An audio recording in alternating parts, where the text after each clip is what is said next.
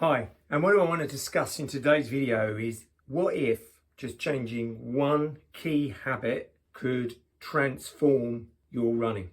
Have you ever wondered what it would be like if you quit one key habit and what that would actually be like? So in this video, how ditching alcohol over, well, crikey, 12 years ago has had a huge impact on my mental clarity and endurance and the lessons I've learned that you can use in your running as well. As of making this video in 2025, I would have been free of alcohol for the last 12 years. For some people, this would be nothing special, but for me, it's been a huge deal. My relationship with alcohol was weird. We got along really well, too well in many respects.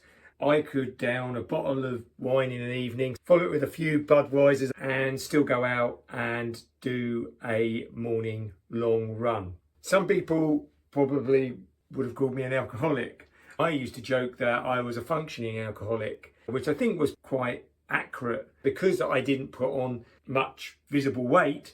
There wasn't much visible side of it. For you runners that struggle with your weight and maybe do drink, I didn't think it put much weight on me. When I gave up alcohol for about 3 months, people kept asking me why I looked so unwell. And what I realised was I'd lost half a stone without trying. Just by stopping the alcohol, half a stone had just dropped off me.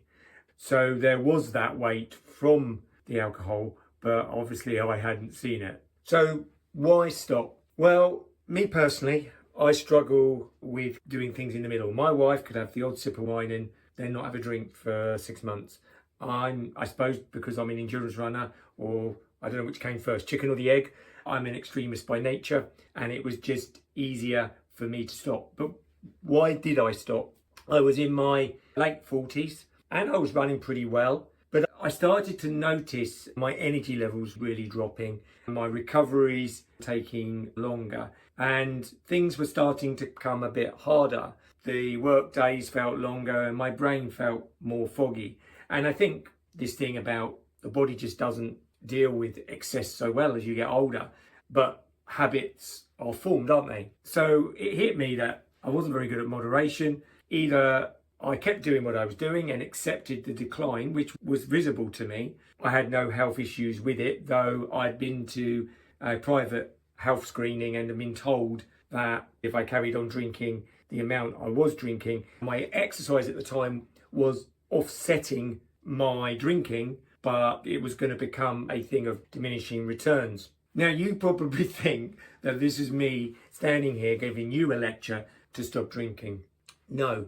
The reason I share this is I was told by a mentor of mine, business mentor actually. He was about probably in his 50s when he told me this, and I was probably in my late 30s. Everything you do now influences the next decade. In my 30s, he was meaning my 40s, and so on and so on, which when you say it out loud sounds really obvious, but in practice, it's sometimes not as easily done because we're like goldfish in water. We just keep doing what we've always done because we do no different, but our bodies are changing. And really why I quit was not to stop drinking, but to start something better. I always have this image as I've got older of me being in a boat. When I was in my 20s, I could pile the boat up as high as I liked and the boat would chug forward. Even through storms, it would still chug forward. As I've got older, I have to choose what I have on the boat because when the storms come, the boat doesn't go so easily forward. It's harder to keep afloat. As I get older, I want to be hard to kill and hard to get ill. Also, I want to have as much energy and vitality as humanly possible. I understand it's probably a thing of diminishing returns as I get older, but I want to kind of push that or maximize that as much as I can. So whilst this video is kind of leaning towards the idea of giving something up, really for me, it was what I was beginning in essence. For example, this coming weekend, as of making this video, I'll be at my son's stag party. Well, not the official one. That was somewhere in, I think, Latvia, but the unofficial one, which is called the Old Man Stag, where all the old men of about over 30 and a few people that couldn't make Latvia go out for the stag night. Now, no judgment made. I'm sure there will be a lot of alcohol consumed, but while everyone nurses a hangover on Sunday, I'll be out there crushing a 20-mile plus run and loving it. And that's the kind of bounce back that wouldn't have happened in my drinking days, because my boat was getting too weighed down, my boat of life. And as I get older, and as you get older as a runner, decisions have to be made. Some of your decisions might be around comfort. So you'll be like, okay, I want to carry on drinking like I'm drinking. I want to carry on eating what I'm eating. I want to carry on putting weight on like I'm putting weight on, because that's what I want to do. Or that's the most comfortable thing I can do.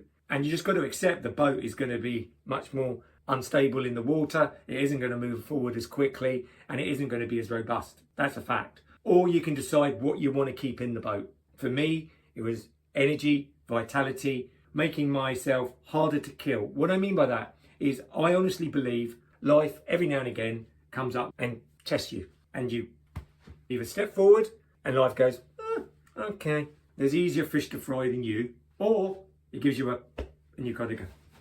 And life goes, whoa, we got one here. Now, you can call me mad, but that's the way I think about it. No one's invincible. We all need a bit of luck. And there's plenty of people out there that don't have good luck. But you can create more opportunity for luck. That boat I keep speaking about, what are you putting on it? Do you really need it on the boat? And for me, because I couldn't moderate alcohol, when I say moderate, I mean not the moderate that most people in the UK call moderate. I mean really moderate. Probably like my wife. My wife drink every now and again. Not moderate as in compared to all your mates, because probably they don't want to run. So you've got to be quite honest with yourself in that way. The way I want to finish this video is really looking at how to make these changes. I think you should be looking at what you want instead.